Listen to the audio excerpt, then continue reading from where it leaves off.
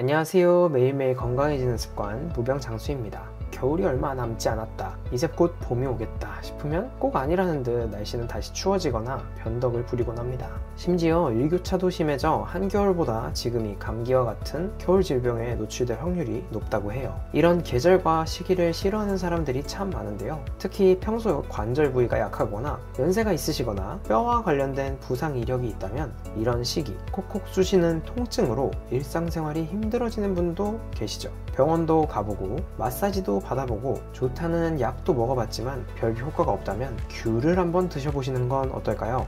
관절에 무슨 귤 이야기냐고요? 맛있고 건강에도 좋은 귤! 오늘 제가 여러분이 상상치도 못했던 귤의 관절 및 다양한 효능에 대해 알려드리고 또 잘 먹는 방법까지 꼼꼼하게 안내해드리고자 합니다. 자, 시작해볼까요?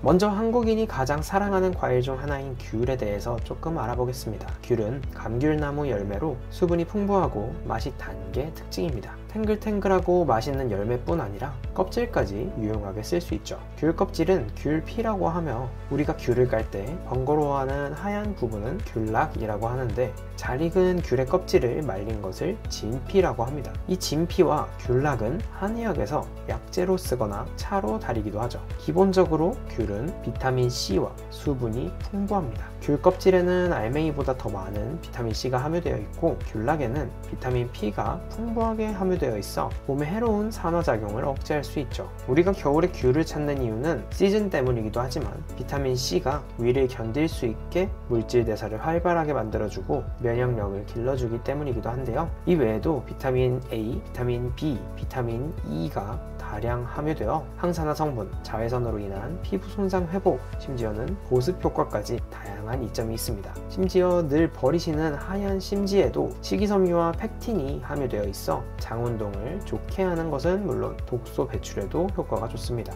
여기에 식욕을 개선하는 구연산, 위액 분비를 촉진해서 소화 기능을 돕기까지 합니다. 귤은 당뇨병 개선과 비교적 적은 칼로리로 다이어트 식품으로 활용해도 좋다는 말도 있지만 최근 출시되는 귤의 경우에는 당이 너무 높아서 너무 많이 섭취할 경우엔 문제가 발생할 수도 있습니다. 또한 귤은 처음에 말씀드렸듯 골다공증 혹은 관절염에도 도움이 됩니다. 우리의 관절은 뼈와 뼈가 만나는 부위를 뜻하며 그 사이에는 부드럽게 움직일 수 있도록 연골, 관절낭, 활막, 인대, 힘줄, 근육 등으로 구성이 되어 있죠. 관절은 이런 움직임에 따라 발생하는 충격을 흡수하는 역할을 합니다. 골다공증은 뼈 자체의 양이 감소하고 변화돼서 골절이 일어나기 쉬운 상태, 관절염은 관절에 염증이 생겨서 움직일 때마다 욱신욱신한 통증이 생기는 상태를 말하죠. 요즘 같은 날씨에는 쉽게 붓고 열감이 동반될 수 있으며 쉽게 재발하는 것이 특징입니다. 귤은 이렇게 약해진 뼈와 관절에 큰 도움을 줄 수 있습니다. 이는 귤에 다량 포함된 비타민 A의 효능으로 비타민 A는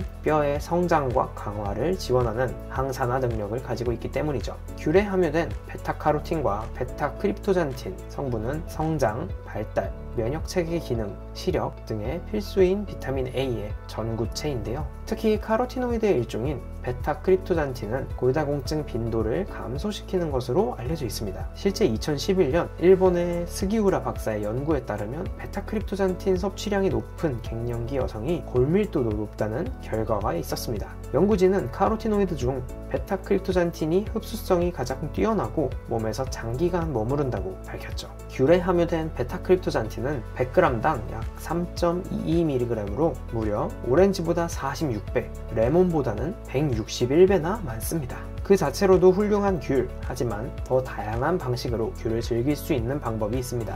첫 번째, 귤차. 귤을 다 드시고 껍질은 말려서 차로 즐길 수 있습니다. 귤 껍질로 차를 만들 때는 유기농 귤을 사용하는 것이 좋습니다. 귤 껍질을 깨끗하게 씻은 후 잘게 썰어서 일주일 정도 그늘에 바짝 말려주세요. 말린 귤 껍질 5에서 10g 정도를 물 1리터 정도와 함께 넣고 끓인 뒤 약 3분의 1 정도로 물이 줄어들었을 때 드시면 됩니다. 이때 조금 단 느낌을 추가하고 싶다면 꿀을 추가하는 방법이 있습니다.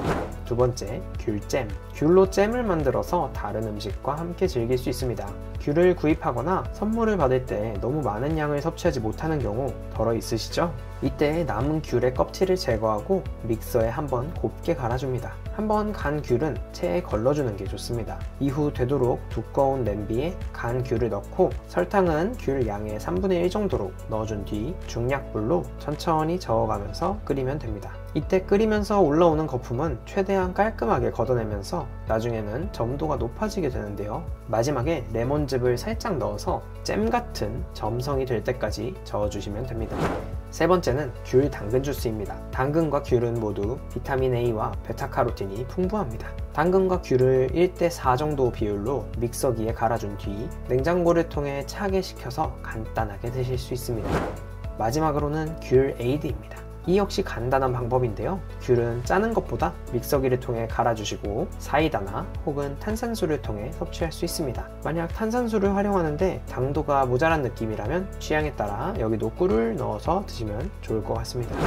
이렇게 다양하게 즐길 수 있는 귤, 그렇다면 좋은 귤을 고르는 방법은 뭐가 있을까요? 귤을 고를 때는 맑은 주황색, 그리고 윤기가 나는 것을 골라야 합니다. 또한 당연한 이야기지만 흠집이 없고 색이 고른 것이 좋겠죠. 가끔 말랑말랑한 귤이 좋다며 껍질과 과육이 거의 떨어진 상태의 귤을 선호하는 경우도 있지만 되도록 껍질과 과육이 밀착되어 있으며 샘플로 드셨을 때 잘 떨어지는 것을 고르셔야 합니다. 또한 청기가 없고 꼭지가 잘 붙어 있고 중간 정도의 크기로 모양이 고른 제품을 고르는 게 좋습니다.